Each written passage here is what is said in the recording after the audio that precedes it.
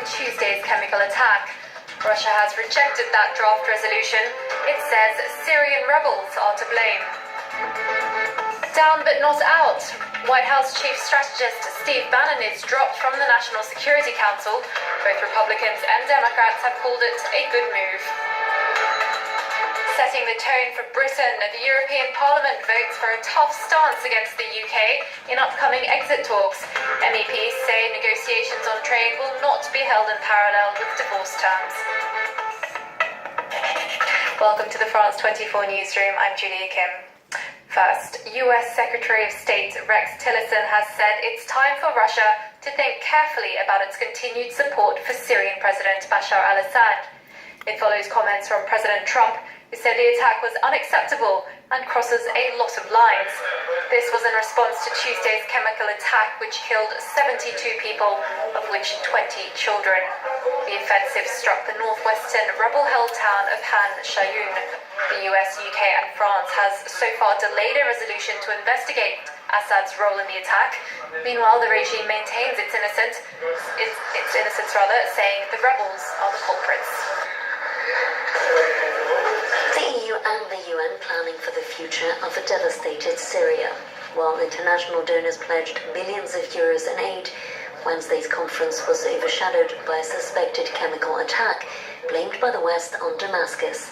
This despite Russian assertions that a Syrian airstrike hit a rebel warehouse with chemical weapons. Speaking from New York, among those condemning the onslaught, the UN High Representative for Disarmament Affairs.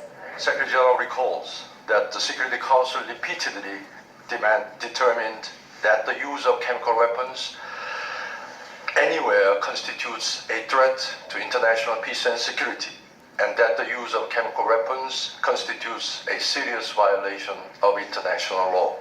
Back in Brussels, EU Foreign Policy Chief Federica Mogherini said that the use of chemical weapons by anyone, anywhere, must stop immediately. The conflict in Syria has brought about destruction and human suffering on an enormous scale. In particular, the conference condemned the use of chemical weapons by the government and Daesh. With diplomatic uproar, the realities of the deadly attack. One Syrian man, speaking from the Turkish border town of Reyhanli, said he lost 22 relatives. Women and children. Around 100 deaths in total.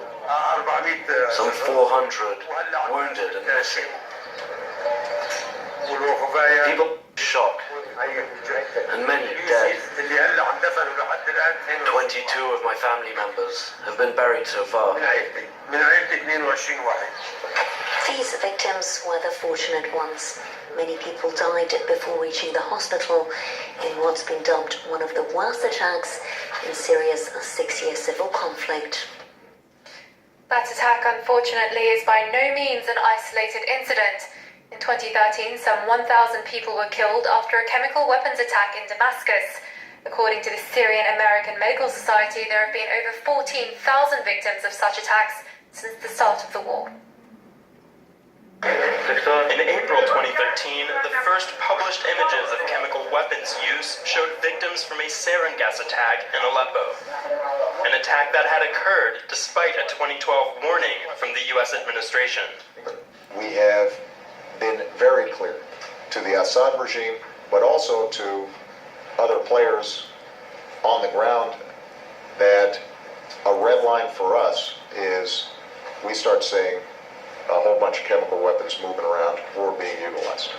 That would change my calculus. 4 months later, in August 2013, sarin nerve gas was used again in the suburbs of Damascus, killing 1,400 people. The Syrian government, the only known actor to possess sarin at the time, denied responsibility. That's ridiculous and unfounded.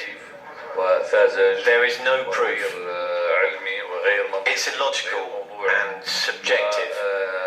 We have never used chemical weapons. Following the attack, an agreement between Washington and Moscow pushed the Syrian government to renounce its arsenal, accept UN inspections, and join the chemical weapons protocol. Syria has produced chemical weapons for decades and in large quantities. We're in a state of war. But they're stored in secure facilities to prevent them from falling into the hands of terrorists or other groups.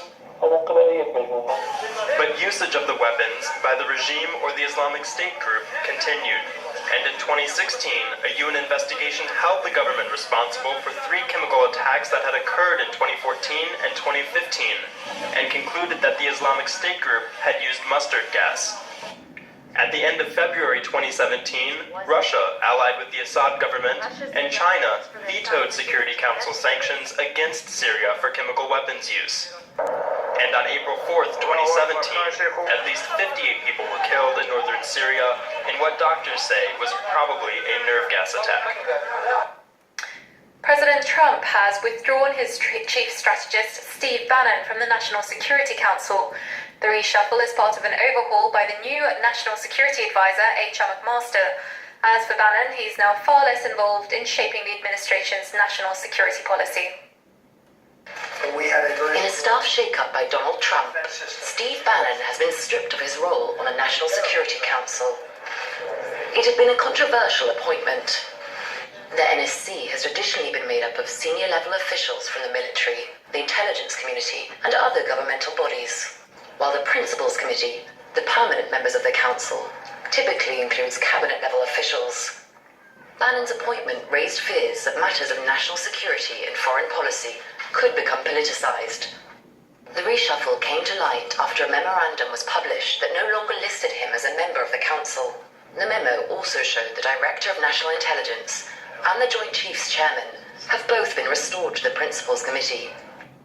Bannon's position as a key player in Trump's government has drawn criticism from both left and right. A former Marine and banker with Goldman Sachs, Bannon was previously an executive of the right-wing Breitbart news site, pushing an anti-establishment agenda, which critics accuse of xenophobia and misogyny. Despite this reversal from Trump, Bannon will continue in his role as the president's chief strategist. Ellen Gainsford reporting there.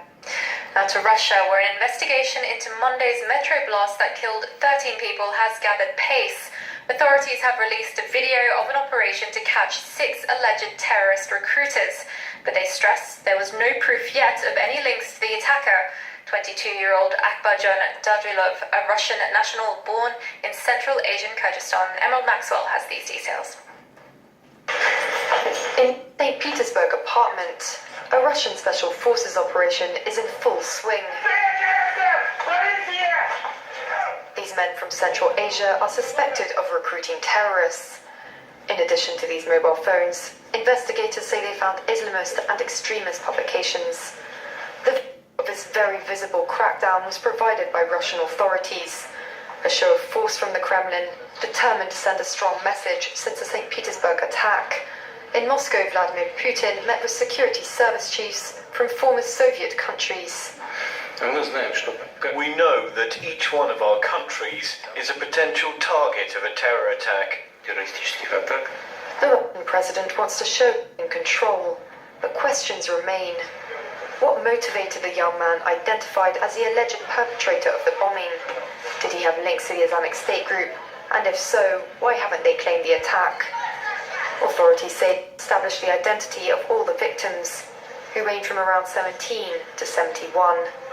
Still waiting for answers, the residents of St. Petersburg paid tribute to them at a memorial service. Taking a tough stance on Britain, the European Parliament has voted to adopt tough red lines for negotiations over a Brexit deal. MEPs have voted to make sure Britain makes good on its divorce terms, which include a €60 billion Brexit bill, before striking a trade deal with the Union.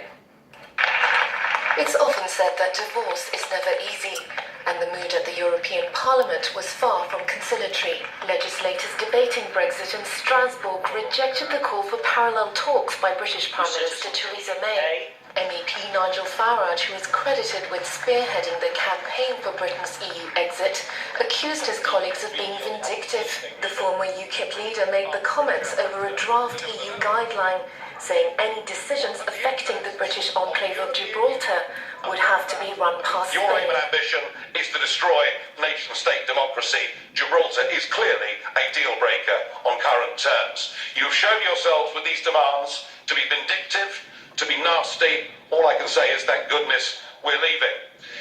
You're behaving like the mafia. You think we're a hostage. We're not. We're free to go.